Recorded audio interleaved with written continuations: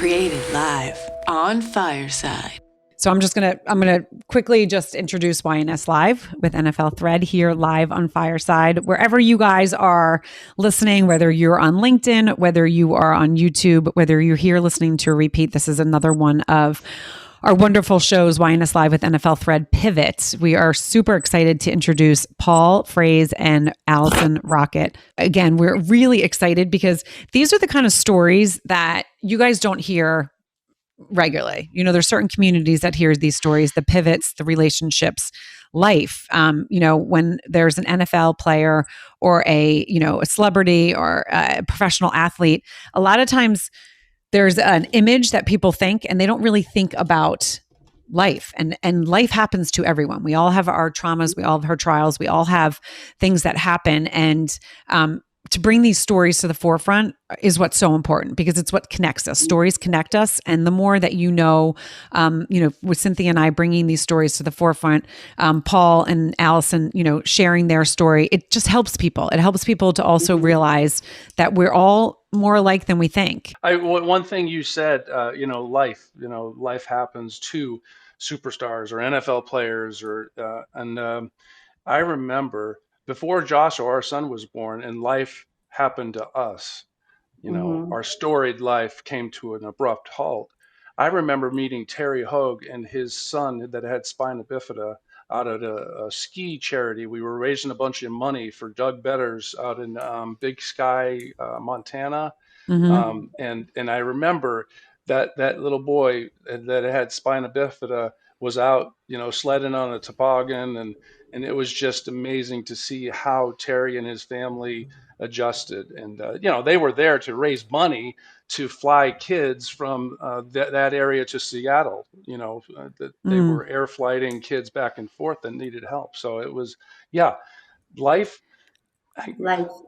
It's crazy, Paul, because Terry Hogue, we share Jimmy Solano. So Jimmy was my husband's agent, and Terry's also. And I believe Jimmy Solano is his godfather. And it was so emotional and also so inspiring at the same time, witnessing, Terry and the family, and I just had so much respect for them and so much love for them. And now your story. And then it's just incredible to have you reach out. And, after, it's incredible to think of the Jets I don't know about you, but for us, that was the beginning. And as Michael was told by Bud Carson, he was so green at that time. And, I was there. So what's that? It wasn't the Kelly Green of the Jets. He was. No. Right. And I was green too. I was like, I'm not an NFL wife. He's going to, I was looking at Kenny O'Brien's wife and, all these beautiful women thinking, I don't belong in this group. This is crazy. And I just remember the Jets being like, you remember with Mark Gastineau being there, and, it's just like, was New York. And it's so funny to now realize that we're all just people, we're all just families. All what I thought and worried about, that perception wasn't real. It was just in everybody's head, and people are people. You had to deal with the mink coats coming out in the cold weather, and one of Dan Alexander's wife of 11 years, going to New York and saying, "What are you going to wear to the game?"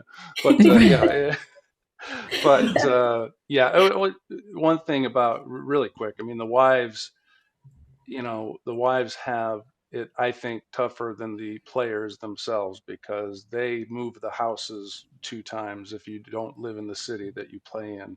They take care of the kids. They, your husband, the husbands, the guys are out. We're out there, and from 7 a.m. until 7 p.m. Most days. And but anyway, it's No, but I love that you said that, but the other thing is just, with Cynthia and I doing this for as long as we're doing this. And, I'm so honored to be brought in to be able to share these stories and ask questions, because, again, yes, I think there's such pressure on the wives, to really, you have to be a certain personality. And we talk about this a lot on the show. Every kind of group that I meet, every kind of NFL player, athlete, whatever, there is a very there's some things about the personality that you know that they can just do. Like you have to have a certain personality to do it. But the thing that's also overlooked is not only the wives having to move all the things, but it's also about, the guys' careers after if it's done. And that is not talked about enough. And Cynthia knows how much that like stabs me in the heart to just like some of the stories of what happens to guys afterwards. It makes me so angry with society and, with the lay people like me, which Cynthia always laughs at me, but like, with the fans. It's like these are real people. These people you have to think on a different level. The amount of sacrifice that you have put yourself into, and yes, you have an amazing job. Yes, you make some money more than other people maybe in some situations, but you also have to pay taxes in every place that you play, right? And you also have to have these other things that people don't talk about. And then it's all of a sudden like your passion and your dream is time to go because of age. So it's society saying, or your body, or it's like, nope, you're just not doing it. And the mental, I don't care how strong mentally someone is, that is going to mess you up. And then if you don't have the support of someone behind you or who doesn't understand or have a community behind you that protects you almost to let you kind of unfold in that situation and find who you are, because really it's like a couple different identities that you have to have. Those are the kind of stories that also are so close to my heart in so many different ways that it's important for this. Yes. Cynthia. It's important for me to get Alison on the show. Yeah, I know. Absolutely, yes. No, I invited her twice, so I don't know what's like. I know. I love that. So did she hit? Is she there? I might go away, but I'm gonna. Yeah. So tell her to the bell because I've done it now 3 times, and so maybe I don't know why she might not be getting it, but we know that sometimes happens. That it possibly is not her. It's just possibly the signals getting crossed. Okay, I'm going to tell her. She said her video expired, so I think that I'll just have to have her go off and then come back on. Yeah, tell her just to get out and then go to that, like click the 4 things, and she'll see the show there. Mm-hmm. And tell her to take some deep breaths because I know it gets stressful. Yeah, I know. This is a great platform. You just got to figure out how to use it for your first time. No, it is. And it's one of the things, it is, we, Cynthia and I go back and forth. Sometimes it's like, because time is short, right? For the guest. And it's like, okay, do we have you go on where we can do like a little rundown? That's why the green room is there. But sometimes the green room is not as similar as to this, right? It's like, okay, get in the green room, but now all of a sudden, oh my gosh, how do you get into the things? And one of the things that Mark and Fallon have been doing is every, because this is new. It's a new app. We just happen to be on it really at the creation of it, which is, awesome and fortunate, but it's also, all of a sudden things change and you're like, oh, wait a second. Okay. I need a tutorial. So then we can share and help, the others that are doing it. And again, if you're not used to doing stuff on your phone, like I can do it on my computer. That's why I have my microphone, but it's because this is what I do. But sometimes it's hard to take people through that. It's like, we have to have an M1 chip and yeah, it's not. And you're talking to a 58-year-old who really could care less about technology and just plug and play, please. Right. No, 100%. And I mean, most of our guests, are people that have, that are at a certain point that it's like the same thing. No, so you're not alone there. We totally get it. That's great. Good. You definitely, everything you said resonated as well earlier. And I know Alison would, she's going to have a lot to say in that. You could shed a lot of light on those things. I remember I was going through a time and seeing a counselor, and I was looking at biotech companies because we knew the science behind our son's story was coming to fruition, and we knew we were going to get the opportunity to see that happen. Right. I see Alison. I see her too, gorgeous lady. Just take a breath. You're here, and now we just got to wait for Cynthia to come back. If you have a microphone somewhere. Yes. So are you still on with Cynthia, Alison? You might be still on with her. So just make sure that you're not on the phone. Oh, on the FaceTime phone? Yeah, because then sometimes that will take your audio. Allison, can you just do a little test? Testing 1, 2. Yes. Okay. Take a breath. This I can't tell you this happens often, so it's not. And now we're waiting for Cynthia to come back. And I'm typically tech savvy, but this app blew me away. No, I know. And you know what? They just went through some new updates, and whenever that happens, sometimes it's it can kick us in the butt. Not on. Looks like she's back. Do you see They can something? bring me in. Oh, Cynthia, you're back. Okay. I see her icon, Yeah. but not her face. Yeah. All right. And again, this is all can be edited at the beginning, and but it's also like it's real life, right? These things happen. Cynthia, you're the big one now. I love it. So I'm going to introduce again. So this is YNS Live with NFL Thread Pivot live here on Fireside. Whether you guys are listening live right now, whether you're on one of the streaming platforms that you're seeing us, whether you're listening to this replay, one of the things that's really close to Cynthia's and I heart is bringing stories like Paul and Allison. And it's really important because stories connect us. The world is crazy. Sometimes it gets crazier to the day. Sometimes we feel, but when you hear someone's story, you can feel a little bit more relatable or be like, you know what? I don't want to give that person a hard time, or I want to pause myself and just kind of appreciate what I have in life and not just be negative and think about the positive. So, Cynthia, I'm going to have you introduce Paul and Allison, but we're really excited to dive into this. And thank you, Paul and Allison, so much for being here live on Fireside. Yes. Absolutely. Yes, thank you both. I'm just grateful that you reached out. Especially because everything that I do is about promoting what we are all doing within the NFL community after the game. Whether it's because it's a passion project, whether it's a business, whether it's something that came at you in life, which is in your situation, a beautiful little boy. And I just feel pleased because of the history. I mean, the fact that our careers were very similar from, we're 87 to 98.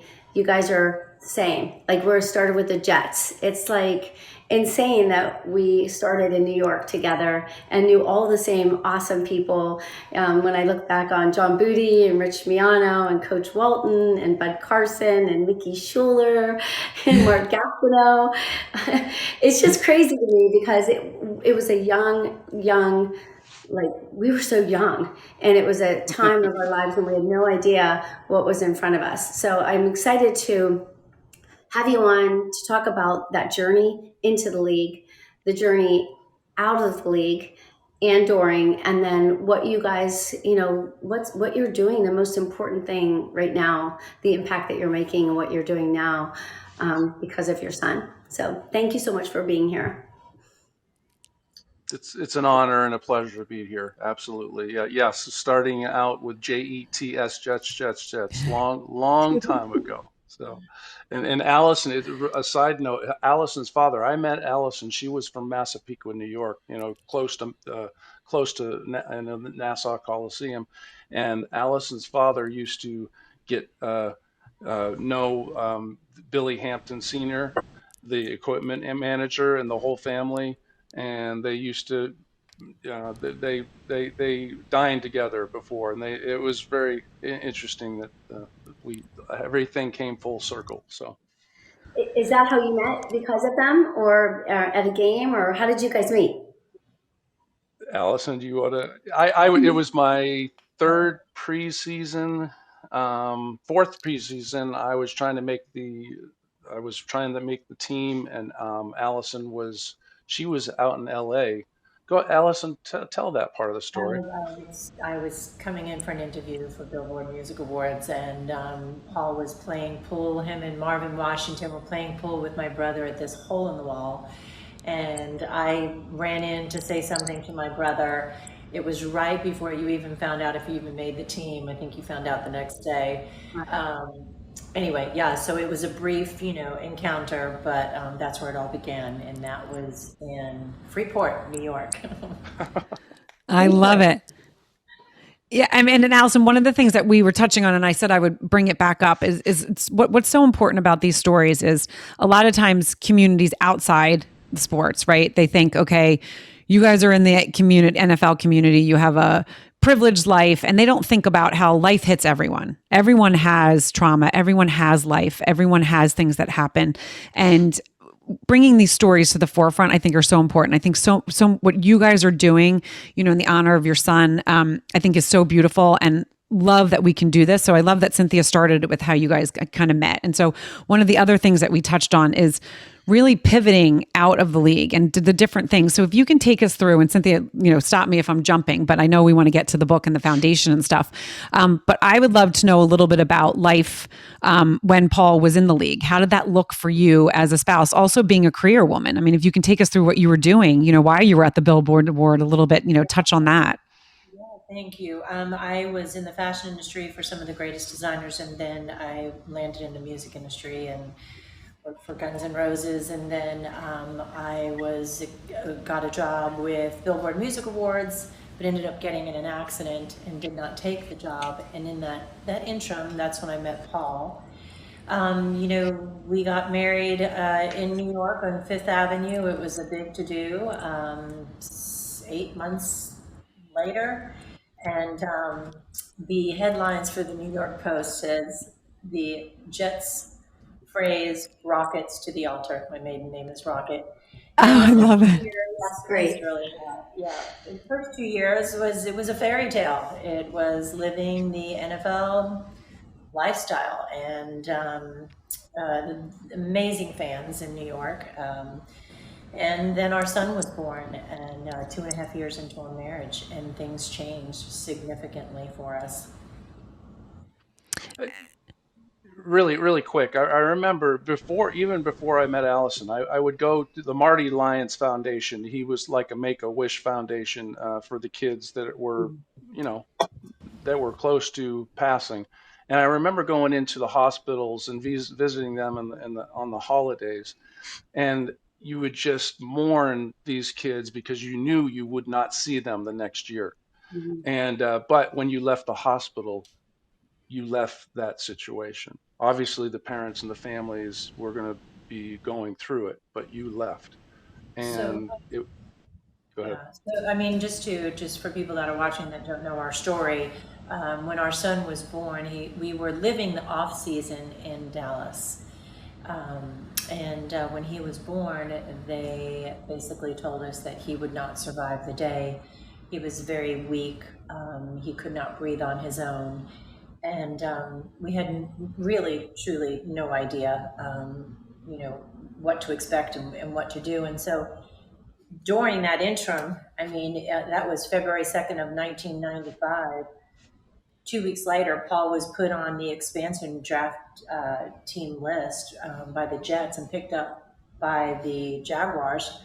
Oh. Here I'm looking at him going, wait, you need to continue to play. We need this insurance. We had no idea what we were facing. We had a medically fragile child that was not, supposed to live the day. And then they gave him 3 weeks. And then they told us when we left the hospital, in 24 days, if he makes it to his first birthday, bring him back and we'll reevaluate him. And so that's where our journey completely shifted. Paul continued to play football. I don't know how we both survived and existed with him commuting from Dallas to Jacksonville from Monday through Friday. He'd get back on a plane, fly back here to Dallas, and Friday to Sunday night, and get back on the plane again. And miraculously, our son continued to defy the odds, and that's, life inside the NFL it's just like everybody else on the outside. I mean, I think when people are looking at it from the outside in, they think, oh, it's such a fairy tale life, and it was beautiful while it lasted. Mm-hmm. But we were dealt a very difficult deck, and I don't know where you want me to continue with that. Well, I'm going to, if you don't mind, I'm going to just jump in and ask, because again, this is why it's so important about these stories, because not only like a unit that doesn't have someone that's traveling all the time, right? I mean, that it's hard enough on a family unit when you have, someone where you don't know what's going to happen. I mean, that's for any human.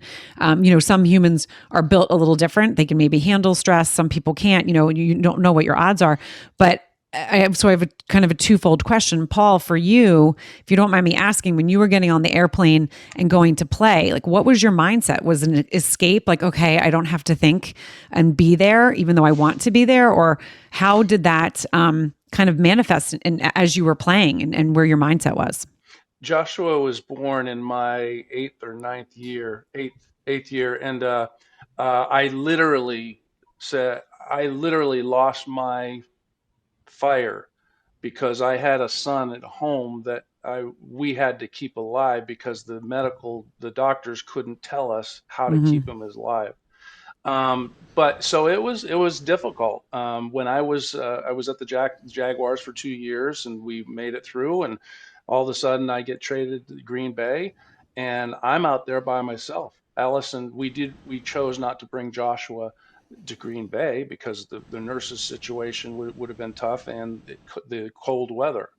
So I found it very difficult to focus and make the team year after year and focus on, because in the NFL, they don't say it's not for long for, For a the reason. reason they say, yeah, I mean, you have to be focused 100%. You have to fight and scratch because there's somebody younger, stronger, faster gunning for your job.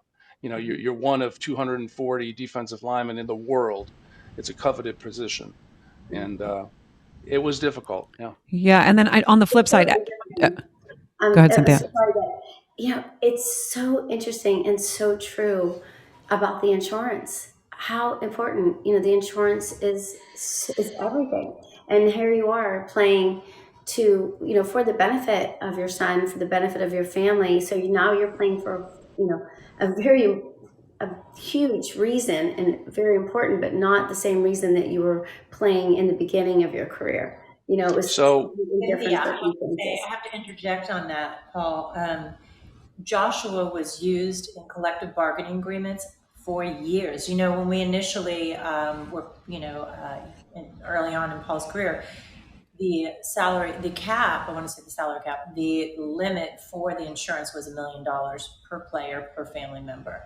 Joshua rewrote the cap for the players up to 2 million and then 2.5. We'd call friends every year, and he was used in collective bargaining agreements in Hawaii. And to this day, it's that coverage, 2.5 million, is what. Wow, how about that? For Gene players and their family. Gene Upshaw spoke preseason at Green Bay when I was in Green Bay at a training camp, and I approached Gene after he spoke, and I said, Gene, we're in trouble. And he said, and I explained the situation. And he says, Paul, we're not going to let somebody go down, one of our own go down. We're going to fix this. And what to the insurance, we didn't learn about real healthcare until we were out of the NFL 2.5 years, 3 years, and we lost our home healthcare insurance, or a few years after that. So it's a difficult road to traverse. It really is. So. Right. I would like to say, though, and I've said it so many times, the NFL, I don't know where we'd be if we didn't have that insurance at that time. They jumped through hoops to make sure that our needs were met. And I was very close with management and NFL management for players' benefits. I mean, we had I had their cell numbers. So That's yeah, fantastic. I'm so appreciative. But those things are also, again, those kind of stories, like people don't know that, right? We hear the negative things. We don't hear the positive things. And that's so nice to know that they had your back. It wasn't just like, no, just play your game. Yes, there's probably certain situations that happens.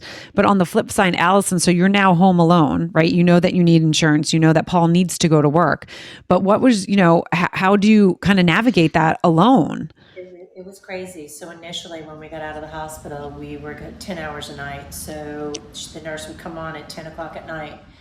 And so I'm home alone. I would get up in the morning and I would take over a medically fragile child, and I had no background. There was no care guidelines, very little equipment.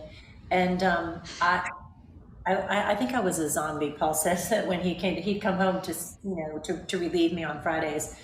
I was just not the same person. And as soon as the nurse would arrive at 10 o'clock at night, I'd go to the grocery store. But working with the NFL,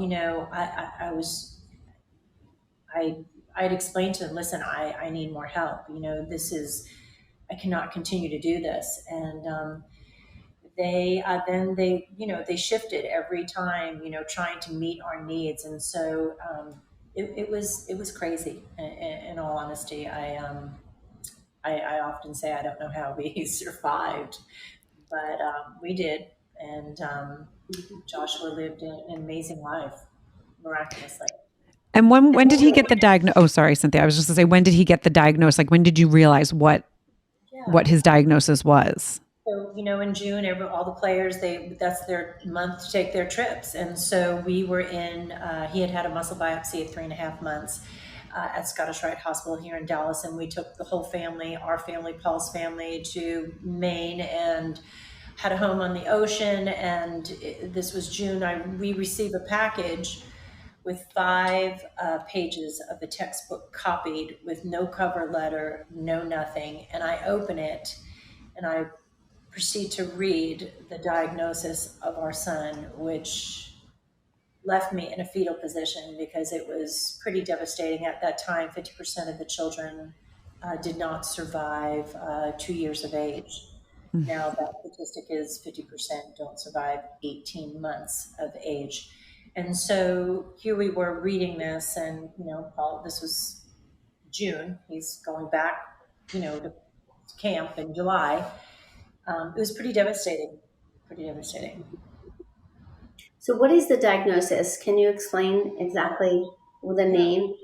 Absolutely. It's called myotubular myopathy. It affects the striated muscle. So basically during the last trimester of utero, when the nucleus travels to the outside of the muscle, the sheath of the muscle, that's where the strength develops in the child. And it's basically the last trimester, it's stunted, and they don't fully develop. So, I often said it was so crazy here. Paul used his muscles every day. These men that were 270 to 300 plus pounds that were using their muscles to play this game. We had this child, that was born that basically didn't fully develop in the striated muscles. And so it affected, he was not as typical as the other children. Most of these children are ventilated support right away. Joshua was, but came off, and miraculously Joshua breathed on his own for 10 years. But it affects their breathing, eating, walking. Most of them are wheelchair bound. So 10 years. 10 years he breathed on his own.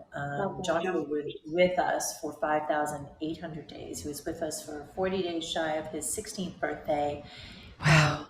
An amazing kid. He was so brilliant, funny. I mean, he was quick wit, top of the state academically, just could hold a conversation with you about anything for like an hour. It was just an amazing kid, but never asked why and never complained. Truly an exceptional child. But that also has to be the attribute to how you guys raised him, right? You raised him to know what his strengths were, and that he wasn't defined by this disorder. Thank you. We tried. We really, that was our focus, to really live life to the fullest and really not allow it to define his life. And he was always so excited about what was going on with his foundation and research. And it was a dialogue that we had continual all the time. And so just an amazing kid, truly. When you decided, how did it come about? It's one thing, to take care of your family, to take care of your child, and to keep each other afloat. But then you took it outside of that and you decided to start the foundation. When did you just make that decision? Was that a family decision? Did Joshua have anything to do with that decision? I had started talking with my best man in our wedding. He played in the league for 4 years, and then he went on to Wall Street. And he was reaching out to me and saying, Paul, how's it going with Josh? Allison, how are you guys doing? And he and I started talking about raising money on Wall Street and had great connections.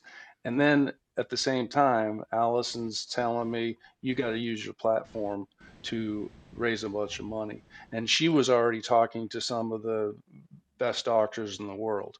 And So before Allison, I know Joshua you. was a year old, we filed for 501c3 nonprofit status.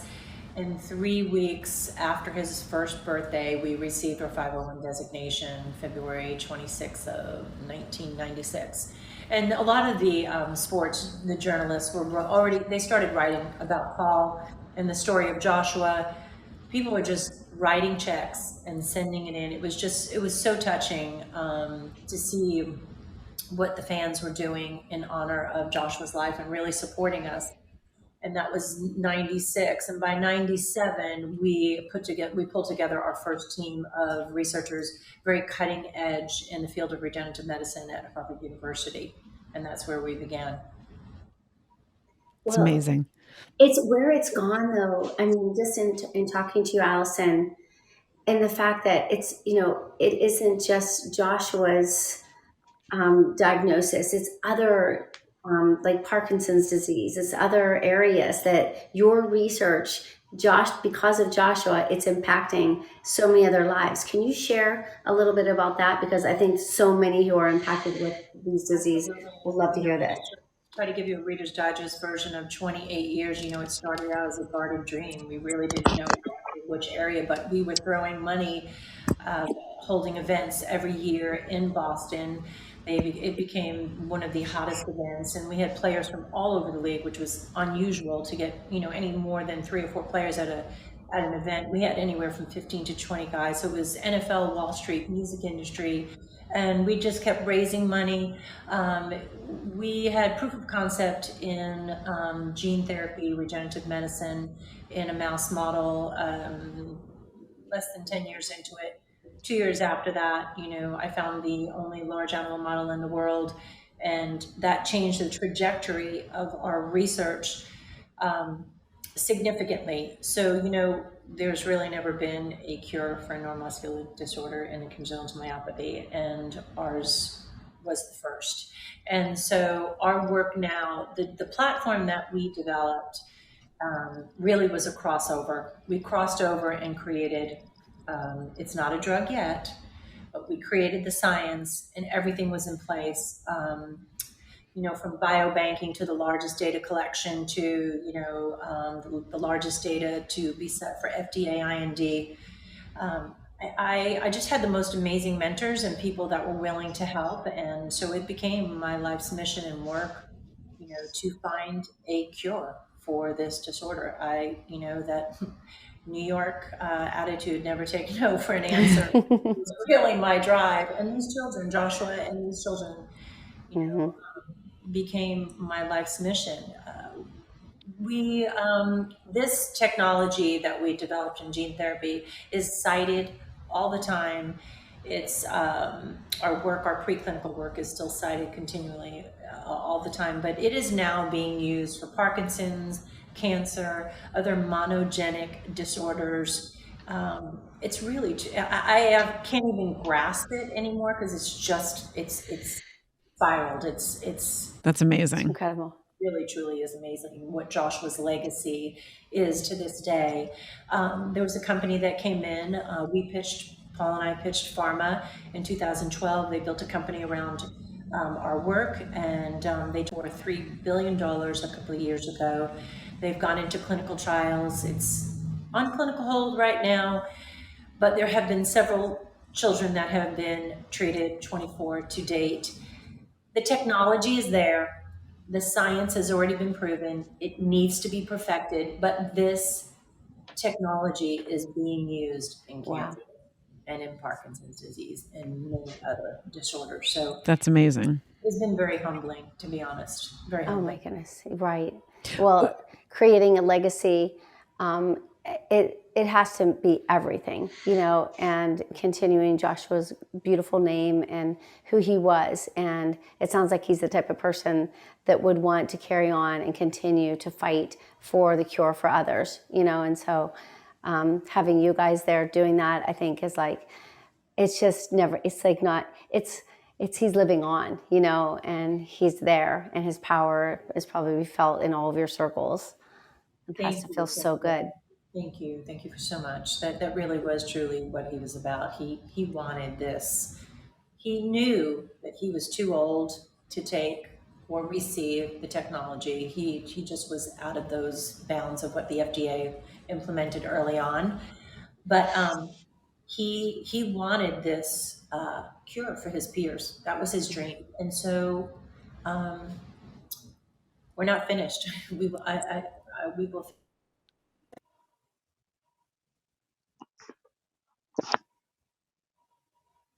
I mean, it's really unbelievable. And I mean, again, with your background too, and then all of a sudden you're in the science world and doing this because of, and whether you believe in God, the universe, what it is this, Joshua was given to you guys for a reason. And you jumped in with, all of you to do it. And that's what's so beautiful about this story, because, other people maybe couldn't handle all the different things. But, sometimes I think, again, and Cynthia and I talk about this, what you have to handle as an NFL spouse, as a professional athlete spouse, there's so many things that you're juggling. And now you're adding this to your plate. Like, you clearly are someone that is gifted in many different ways, and then had support, had the support of Paul and your family, but then also had the drive of your son that was like, okay, we need to continue to do this. And I live in New York. My husband's from the Bronx. So, and I was in the city. I've been in New York forever. I was New Jersey, but you kind of thing. So I get and understand that drive. I really do. So it's just a beautiful story. And I think it's, again, why we do these stories, because it's so important. Because again, people see you on, the cover of magazines, they see your wedding, but they don't see what's behind the scene. They don't see that you live life, real life, and more trauma than the average person. I mean, that's a lot of stuff that you guys had to juggle and handle. Mm-hmm. Yeah. I call it New York chutzpah. And I was born in upstate New York in Elmira, and she kind of He's says, not a New Yorker. I can't call myself a New Yorker, right? Really quick about the God thing or the universe. Yeah, we don't believe in coincidences. Yeah. And in Joshua's story, if you take the time to read it, you'll see the stars aligned over and over and over and over again. I remember 3 times during the 28 years, Alison was just, her gas tank was empty and there's no filling stations. She was depleted. She was having a yelling match with God. I can't do this. Tell me what to do. How do I keep going? And there's a movie called Lorenzo's Oil. Mm-hmm. I know it. And within 30 seconds, each time she had that discussion with God, within 30 seconds, she saw Lorenzo's Oil on the TV. Oh my God, I have such And chills. it's just amazing. And we Pivotal saw moments, really big pivotal moments. Right. we saw Lorenzo's Oil 2 weeks before Joshua was born for the first time. Wow. For the first time. I give it. And that's the story about parents that will, they want to find out the reason that their son is dying. Right. And they do. And how the parents that never take no for an answer, truly. Yeah. Right. And so you guys, and we have it going through the scroll. Anyone that can't, because I can't read the scroll right now, but this will be on broadcast, everything. You guys can find Joshua, the foundation at Joshua, and it's phrased, and it's frase.org. So you guys definitely go check that out. You can learn a lot more about the foundation, but also, Joshua's story and more about what's going on. Well, there's a book, right? And yes. Well, that's with the book. Yeah. Well, that's why I so knew we were getting to next. Yeah. I just want to know everything. And, that had to be an incredible, because I know, Paul, you had journaled back when Joshua was first born, and then you revisited some of those journals. which I think is so interesting. Mm-hmm. That's how Hemingway came up with the movable feast. They found his journals from Paris from the 20s, and there's nothing more raw than what you're going through at the time. So I think that it had to be really interesting to incorporate that with your writings, Alison, and your knowledge and your journey. So tell us how you collaborated to make this book happen. Well, Paul is much better at writing. Paul started writing early on. My mother kept saying, you need to write this story. There's something big behind this. Joshua's life is going to make a significant change. I mean, she kept saying that. I couldn't do any more than I was doing. He was journaling much longer than I was. It took me 10 years to write my part. I would say a good 5 of it I was on a fetal position in my office on my sofa, reliving the trauma and the nightmares, the beauty and the pain with my assistant typing. So it took a lot for me to get it out, but I have to say I was the final edits on the book, and I hadn't laughed and cried so much. It's really a beautiful story, and it's receiving a lot of awards right now. But Paul was a way better journaler than I was. So I have a question though. So Paul, what because journaling is so important, and when people talk about healing and the whole journey of healing, that journaling is so important. And some people will be like, journaling, whatever. You who does that? What do you do? What made you decide to journal? Like what was that? Give us a little background on where that came from you. Well, I mean, you go through some intense discussions with doctors that are telling you that your son is going to die, and you're like, mom is not going to let that happen, and I just want to tell me how to keep him alive. What are you talking about? And then we're able to we try to live life as normal as possible, and you have experiences as a family, and it's just so powerful. I mean, they affect you so powerfully. You've got to log it. You've got to write it down. And I was going to write actually letters from a father, and I was journaling for that. And then I said, probably 8 years into it, I said, no, this is Joshua's story. Alison, we need to write Joshua's story. This has got to be a story about inspiration and hope and a love. That's what Joshua is. That's what we need to tell the world. And it just it evolved into a very sweet love story. And Joshua, a lot of people, it's brought to tears. A lot of people couldn't put the book down. They read it in one sitting. But I say, hopefully you got a couple laughs out of it, because I remember, Joshua, when he was 14, 15 years old, we discovered The Office, and I would make him watch it, from 8:30 or 9 to 9:30 and 9:30 to 10. And he would slap my leg. I'd be sitting on the bed with him. And he would be laughing so hard and say, Dad, Dwight Schrute is an idiot. And he just had that. He had his grandfather, who he never met, Alison's father. He had my his dad's humor. He did. Yeah. So Wow. Incredible. the story needed to be told, and he has a lot to offer people. And it's a universal story, truly. It's not just about a child with a muscle disorder. There's so many aspects of our life that we shared in this book, but it's a universal story of triumph over tragedy. And it really, it's an encouraging piece for anybody. I just read another email today of somebody that picked up the book, and it just, it brings me to tears sometimes to know Joshua's life still continues to touch people. Oh, I can't wait to read it. I cannot wait to read it. Can you share with everyone where they find it? I know people probably know, but like if you can just share, because it's always nice to hear it sometimes. And I have to tell you, I'm a little bad about updating the website. The best place to get the book, you can either go to gamechanger.global and buy it direct from the publisher, or if you go on Amazon and you put in Paul Frase, Frase, or Alison Rockett, 1L, 2 T's on Rocket, it'll come up. Game Changer. Okay. Yeah, Game Changer, A Boy, a Dog, and a Cure. Beautiful. It's at Barnes and Noble, Books a Million. You have to order it. It's not in the stores yet, but they can get it. But Amazon, it will definitely. Amazon, yes. Game changer. That's beautiful. That's beautiful. I'm just so happy for you that this is a tool that will just allow you to continue talking about Joshua, continue introducing him to others and impacting others. These type of stories, they lead to so many, they touch people, and you don't know how always you get those emails. You do sometimes, but sometimes you don't. But even just the fact that you can say his name and tell his story and to laugh, like you said, and to cry, but to have him live on, I think has to be very rewarding for you and your entire family. So I'm glad that it was probably the hardest thing you ever did, but I'm so happy for you that you did the book, that you told the story, and that you're sharing the story. Thank you, Cynthia. It really, truly was an amazing journey. And I say it, I think I may have said it in the book.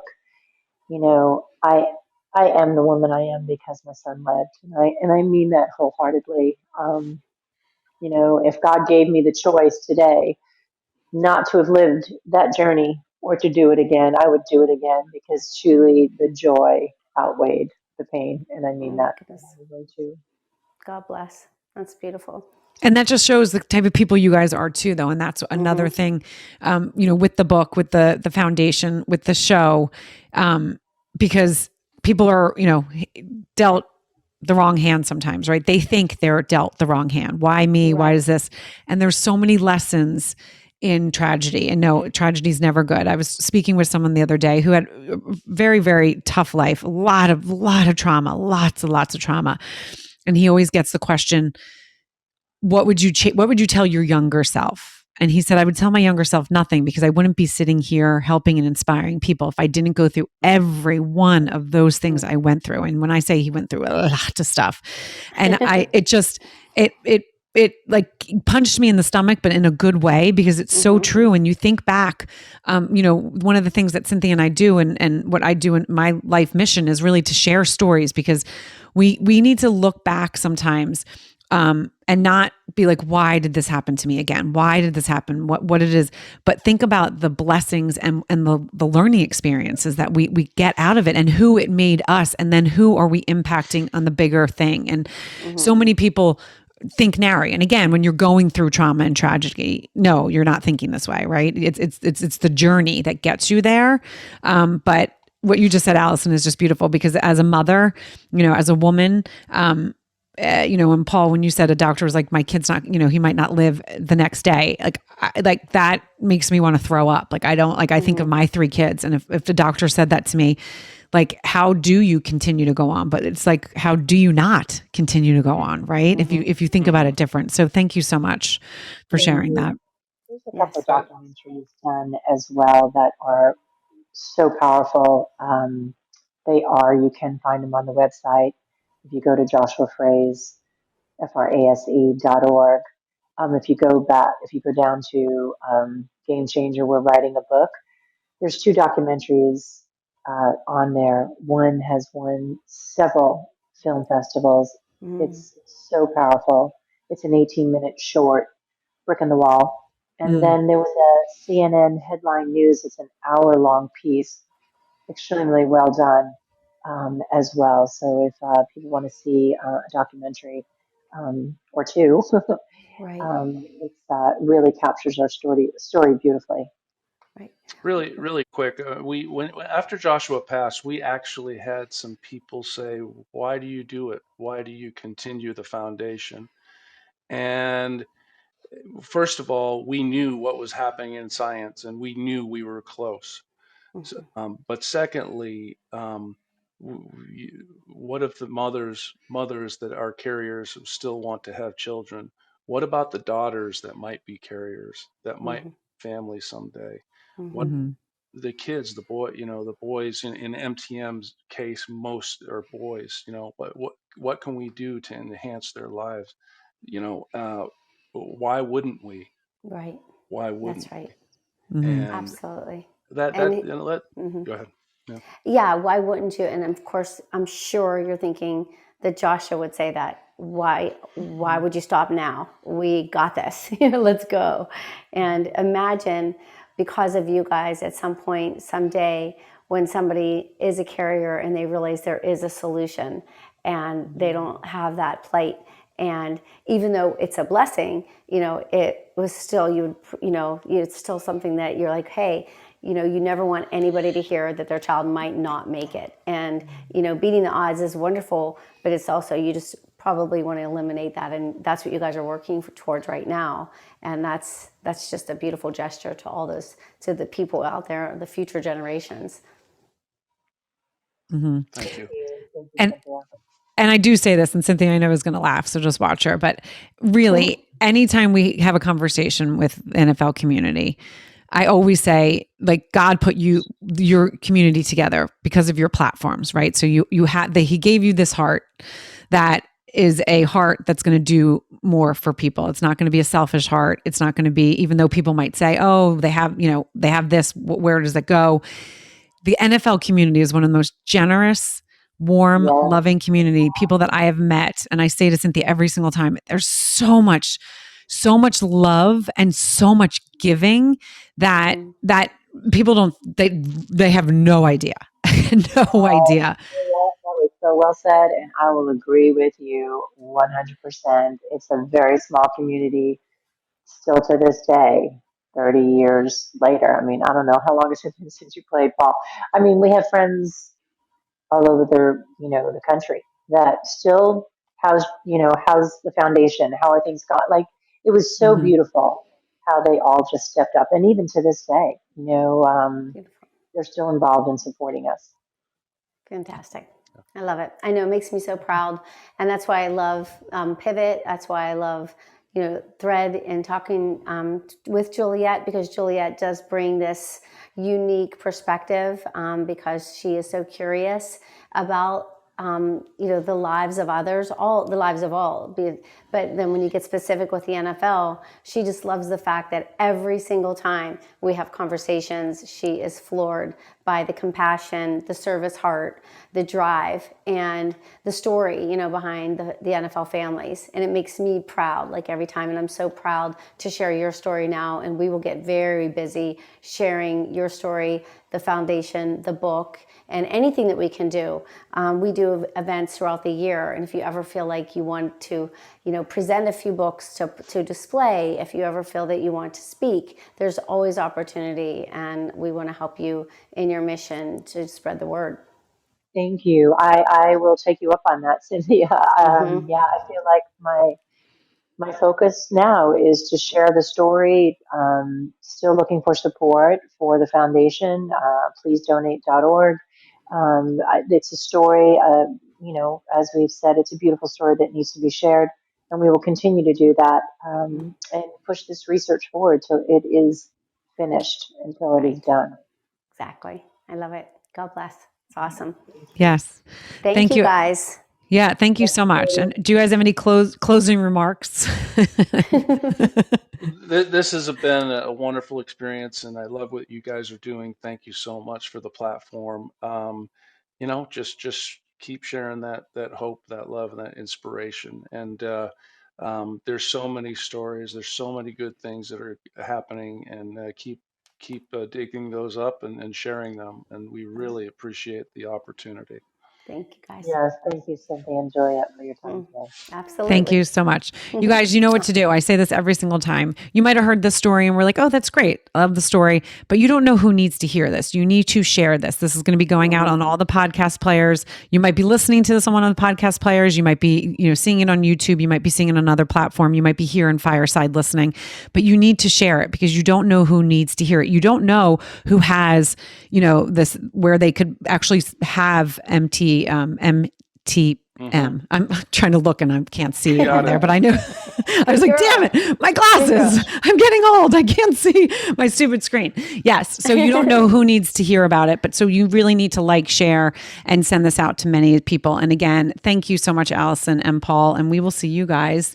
Hopefully I see you guys, in person, one of these events, but we also will see you guys soon. Absolutely. Yes. Thank you so much. Thank you. Thank you. We would Thank welcome you. that. Thank you. Absolutely. Thank you so much again for joining YNS Live. See you later, guys. Pivot. Thank you.